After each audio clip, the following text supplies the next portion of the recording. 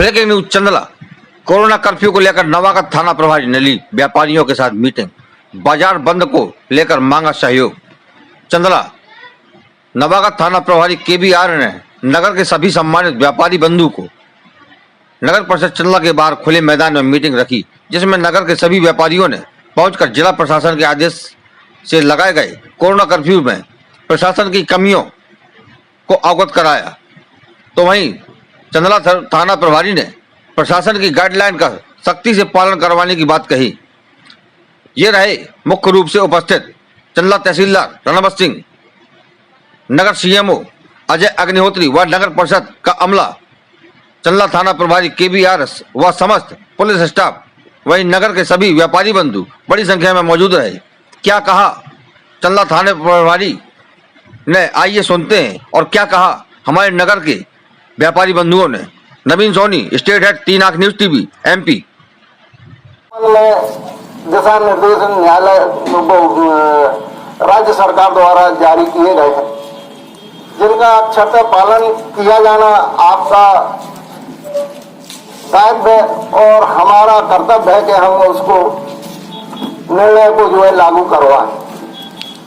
मेरे को 4 दिन हो गए हैं यहाँ पर आए हुए, लेकिन मैं देख रहा हूँ पिछले लॉकडाउन की तरह लॉकडाउन का आप लोग जो है पालन नहीं कर रहे हैं। देख रहा हूँ पीछे से दुकान खुल जाती है, लोगों को सामान दिया जा रहा है। ये संक्रमण नोटों से भी आता है, आपके सामान देने से भी जो है जनता को जाता है। हम आपकी भावनाओं को समझते हैं कि इससे व्यापारिक नुकसान हो रहा है, आर्थिक नुकसान आप लोगों को भी हो रहा है और शादी का सीजन चल रहा है, आम जनता को भी कष्ट हो रहा है। लेकिन हम लोगों को भी मजबूरी ये है कि राज्य सरकार के द्वारा जो दिशा निर्देश जारी किए जा रहे हैं उनका हमें पालन कराना है। पहली बात, जो सरकार द्वारा जो समय बाउंड किया गया है, कृपया करके उस समय में ही जो है अपना व्यापार करें। उसके पश्चात दुकान बंद करने के बाद में अपने घर पर जाने के पहले नहाए धोएं और फिर घर के अंदर प्रविष्ट हों। ये आपके बच्चों के लिए भी सुरक्षित रहने के लिए बहुत जरूरी है और अपने स्वयं के लिए भी बहुत जरूरी है। अधिकांशतः ये भी देखा गया है कि अपने दुकानों के पीछे ही जो है अधिकांशतः व्यापारी भाइयों ने अपने मकान बनाए हुए हैं। तो कृपया करके जिस समय तक दुकान खुलती है अपने बच्चों को बाहर न आने दें, उनको अंदर ही रहने दें, क्योंकि कौन व्यक्ति आ रहा है आपकी दुकान पर और छींट दिया उसने और उसको यदि कोरोना संक्रमण है तो वो आपके बच्चों पर भी इफेक्ट करेगा और आप पर भी इफेक्ट करेगा। आप सभी लोग जो है पढ़े लिखे हैं और चंदला शहर की तो मैं करीबन 25 वर्ष से इस शहर से परिचित हूँ। पहले भी सरवई थाना प्रभारी 1997-98 में रह चुका हूँ। ये क्षेत्र मेरे लिए अछूता नहीं है और इस क्षेत्र में जो है जनता शासन की जो भी बॉडी है उसको बहुत प्रेम पूर्वक और आदर सम्मान के साथ देखती है और हम लोग भी जो है लोगों की इन भावनाओं को नमन करते हैं। लेकिन कुछ परिस्थितियां हम लोगों की ऐसी निर्मित हो गई हैं कि हम लोगों को यदि आप लोग जो है राज्य सरकार के नियमों का पालन नहीं करेंगे तो सख्ती का पालन करना पड़ेगा। उसके अंतर्गत यदि समय बाउंड ओवर के बाद में दुकान खुली पाई जाएगी, हम लोगों ने तय किया है उस दुकान को सील्ड कर दिया जाएगा और वो सील्ड जब खुलेगी जब ये कोविड-19 30 अप्रैल के बाद में राज्य सरकार अपना 144 वापस लेती है, तो ऐसा लंबा नुकसान ना हो, किसी के भावनाओं की आहत ना हो, इसलिए हम लोगों ने पहले एक बार जो है मीटिंग बुला करके आप लोगों को सचेत करने का प्रयास किया है। और आपके यहाँ मैं देख रहा हूँ काफी लोगों का जमावड़ा लगा रहता है। एक व्यक्ति को दुकान से सामान खरीदना है, लेकिन उसके साथ में 4-4, 6-6 लोग आ जाते हैं और एक घेरा बना करके जो है आपको घेर लेते हैं।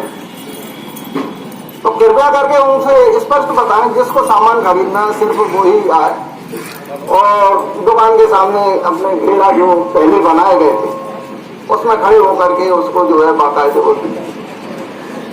अभी लखकुशनगर में मैंने देखा था, मेडिकल स्टोर वाले ही जो है बीमार निकल आए थे, तो 15-15 दिन के लिए उनको जो है कोविड सेंटर में भर्ती होना पड़ा। मेडिकल स्टोर उनका बंद हुआ, फिर सैनिटाइज हुआ, फिर 15 दिन बाद चालू हुआ।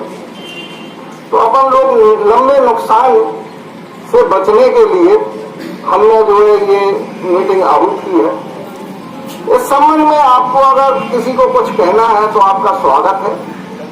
आप शिकायतें जो है आप नहीं करेंगे तो हम उसका निराकरण नहीं कर पाएंगे, ठीक है ना। तो बारी बारी से जो कोई कुछ कहना चाहता हो खड़े होकर के या बैठे बैठे जैसे भी उचित समझे हमको बता सकते हैं।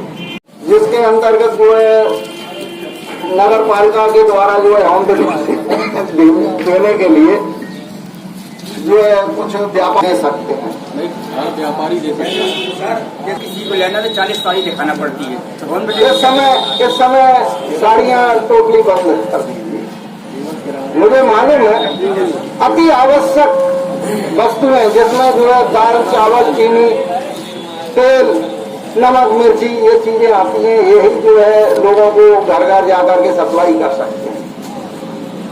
इसलिए बंद हो नहीं पा रही है, यातायात बंद हो जाएगा। बाहर से जो आदमी इंदौर, भोपाल से आ रहा है, यदि वो यहाँ ना आएगा तो अगले पिछले लॉकडाउन में भी हमारे क्षेत्र में कोई कोरोना मतलब नहीं निकला था। ऐसी अदा कदा लोग जो बाहर से आए थे उन्हीं को पाया गया था। यद्यपि इस क्षेत्र में अभी भगवान की कृपा से कोई भी ऐसा मतलब संक्रमण नहीं है, लेकिन वो बाहरी जब टच होता है तो वो संक्रमण कर देता है। तो जब तक ये यातायात नहीं बंद होता, आवागमन बंद नहीं होता, तब तक इस महामारी से नहीं बचा जा सकता। व्यापार तो देखिए अपने आप बंद हो जाएगा। हम लोग 10-20 जब संक्रमण हो जाएंगे ना तो वो दुकान ग्राहक आएगा भी तो हम सौदा नहीं बेचेंगे भाई। हर आदमी को खतरा है, लेकिन आवागमन पहले बंद होना चाहिए। आवागमन के कारण ये बीमारी यहाँ फैल सकती है। यद्यपि हमारे क्षेत्र में भगवान की कृपा है, ये यहाँ कोई ये हम लोगों के हाथ में नहीं है, लेकिन जो है हम आपकी जिज्ञासा और आपकी जो बात है ये जो है अपने अधिकारियों तक पहुंचा देंगे और फिर ऊपर जो मॉनिटरिंग होती है उसमें निर्णय होगा। इसमें हम लोग जो है असहाय हैं। तो हम कर दो संपूर्ण ना आएगा देहात का आदमी, हम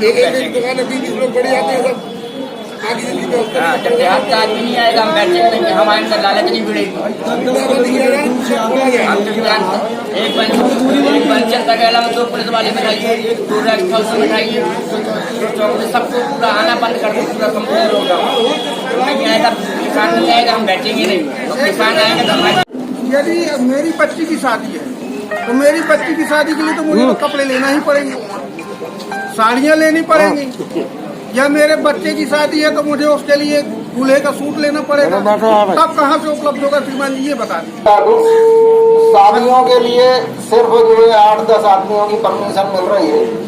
और एक और आपको जानकारी बता दूं, इंदौर सब संभाग में यानी इंदौर में जितने भी जिले आते हैं वहाँ तो शादियाँ टोटली बैन कर दी गई हैं। ठीक है ना, तो यहाँ तो शादियाँ नहीं है ना बैन, यहाँ बैन नहीं है अभी शादियाँ। नहीं, परमिशन नहीं मिल रही ना, परमिशन नहीं मिल रही ना। आप जो है परमिशन जिसको है वही जो है 10 आदमी जाकर के शादी कर सके। ठीक है 10 आदमी, लेकिन कपड़ा लगेगा। ये सर ऐसा कर दो 8 से 12 खोल लेकर एडजस्ट कर दो। नहीं, ये हमारे हाथ में नहीं, ये हमारे हाथ में नहीं। काम हो जाएगा। ये देखिए क्या होता है, ये नगरीय क्षेत्र है, कोई ऐसी छुपी हुई जगह तो है नहीं है कि जहाँ कोई वरिष्ठ अधिकारियों की आंख ना जाए। यहाँ पर सभी पत्रकारगण भी है जो है आपकी बात से आप जो बोल रहे हैं ना, ये बात जो है अभी 10 मिनट में व्हाट्सएप पर जो है वरिष्ठ अधिकारियों को पहुंचा दी जाए। आप ना बोले, हम ना बोले, का व्यापार करते हैं। कम से कम 2 से आदमी का पैसा हमारे यहाँ जमा है। वो शादी के जो जेवर है उनका पैसा जमा। इस बार ये बताइए कि हम उनको कैसे दें। ये हमारी जवाबदारी नहीं है। आपकी जो हमने बताई ना, ये बात आपकी हम जो है प्रशासन को पहुंचा देंगे। जो निर्णय होगा ऊपर से होगा। साहब आप कैसे पहुंचा रहे हैं, नहीं पहुंचा रहे हैं, कि हमारी जवाबदारी नहीं है। क्या आपने प्रशासन से पूछ करके तो एडवांस लिया नहीं था? और ईद के दिन इसका विशेष ध्यान रखें कि मस्जिदों में, ईदगाहों में 5 या 5 से अधिक आदमी नहीं आए और अपने अपने घर की छत पर चढ़ करके नमाज अदा कर सकता है। एक साफ स्वच्छ जगह की आवश्यकता होती है। ईश्वर अल्लाह हर जगह विराजमान है, कहीं से भी उसकी इबादत की जा सकती है। ये कोई जरूरी नहीं है कि मंदिर और मस्जिदों में जाकर ही जो है पूजा और अजान की जा सकती है। आज देश के जो है बड़े बड़े मंदिर जो है भगवान बंद कर दिए गए, क्योंकि वहां पर जो है जो चढ़ावा आता है, कौन कोरोना संक्रमित व्यक्ति क्या चढ़ावा चढ़ा गया है, आप जाएंगे तो आप भी संक्रमित हो जाएंगे। महाकाल बम्बा के पुजारी की मौत हो गई है कोरोना संक्रमण से। तो क्यों हो गई है? कोई जो है कोविड वाला व्यक्ति आया होगा, उसने जो है पैसे दक्षिणा चढ़ा दी, उन्होंने ले लिया और वो दक्षिणा दान पेटी में डाल, लेकिन उसके वायरस उसकी साथ आ गया। एक उसका सहयोगी और एक जो है पुजारी, दोनों खत्म हो गए।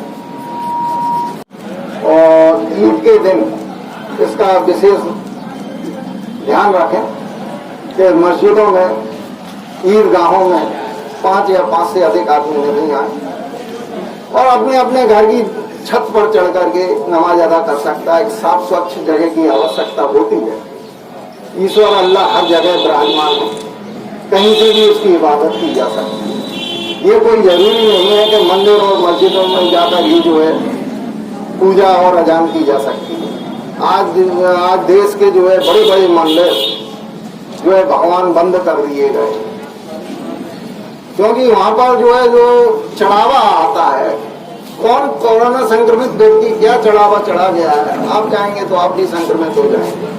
महाकाल बम्बा के पुजारी की मौत हो गई है कोरोना संक्रमण से। तो क्यों हो गई है? कोई जो है कोविड वाला व्यक्ति आया होगा, उसने जो है पैसे दक्षिणा चढ़ा दी, उन्होंने ले लिया और वो दक्षिणा दान पेटी में डाल, लेकिन उसके वायरस उसके साथ आ गया। एक उसका सहयोगी और एक जो है पुजारी, दोनों खत्म हो गए। सर, आज किस संबंध में जो है आज जनता के साथ मीटिंग की गई है? ये कोविड-19 संक्रमण को रोकने के लिए व्यापारियों को एक समझाइश दी गई है। शासन प्रशासन द्वारा जो नियम बनाए गए हैं, सभी लोगों को अवगत नहीं थे, उनको अवगत कराने के उद्देश्य से एक सामूहिक रूप से जो है मीटिंग आहूत करके उनको अवगत कराया गया। सर, व्यापारियों की तरफ से कुछ सवाल किए गए हैं, जिसमें ये कहा गया है कि जो है दोनों साइड से व्यापारियों को जो है ग्राहकों को आना जाना बंद कर दिया जाए, जिससे व्यापारी के पास जब ग्राहक नहीं आएगा तो वो चलाएगा भी नहीं। तो इस प्रकार इसमें आप क्या एक्शन लेंगे? व्यापारियों का जो कहना है कि आवागमन पूर्णतः बंद कर दिया जाए, ट्रेनें बसें जो है बंद कर दी जाए तो लोगों का आना जाना बंद होगा, तो हम लोगों को भी जो है लालच नहीं जागेगा। तो इस संबंध में ये हम जो है वरिष्ठ अधिकारियों को अवगत कराएंगे। हम लोग निर्णय लेने के लिए अधिकारी नहीं हैं और जन भावनाओं को जो है वरिष्ठ अधिकारियों तक पहुंचा देंगे। कुछ दुकानदारों द्वारा जो है कालाबाजारी करके जो है सामान बेचा जा रहा है, जैसे डालडा का टीन है 1400 रुपये से जो है 2250 रुपये, 2300 रुपये, 2400 रुपये तक बेचा जा रहा है। 1000 रुपये एक टीन पे बेचे जा रहे हैं। शक्कर है इसी प्रकार से 3400 रुपये थी, आज 4000 रुपये किलो क्विंटल बेची जा रही है। तो इस संबंध में आपके क्या एक्शन होगा? आप जो है ऐसे व्यापारी को आइडेंटिफाई करें और उसके खिलाफ में यदि कोई एविडेंस है, इस प्रकार लेने वाला खरीदने वाला मिलता है, तो हम उसके खिलाफ में इसी एक्ट के अंतर्गत कार्रवाई करें। Thank you sir.